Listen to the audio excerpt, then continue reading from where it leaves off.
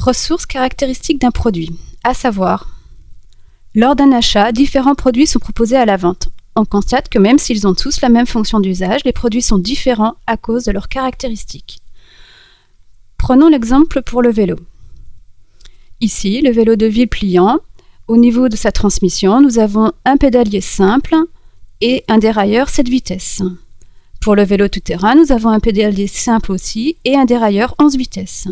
Pour le vélo à assistance électrique, nous avons 3 plateaux, un dérailleur 7 vitesses et un moteur électrique 250 watts. La fonction d'usage est identique pour ces 3 produits, mais ils ont des caractéristiques différentes. À savoir faire.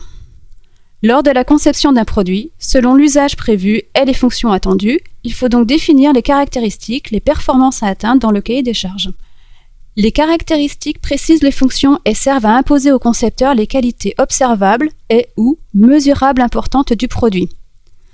On se pose la question, pour cette fonction, quelle performance, qualité observable ou mesurable doit avoir le produit pour que la fonction d'usage soit remplie. Exemple pour le smartphone.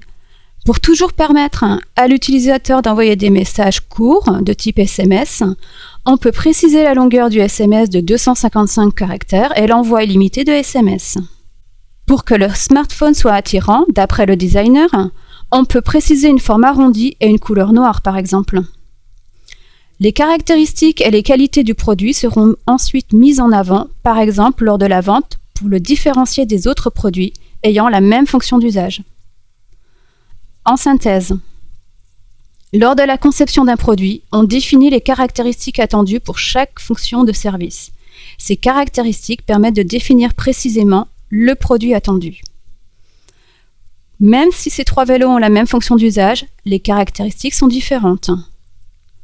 Les caractéristiques précisent donc les fonctions et servent à imposer au concepteur les qualités observables et ou mesurables importantes du produit. On se pose la question, quelle qualité ou quelle performance doit avoir le produit pour que la fonction d'usage soit remplie.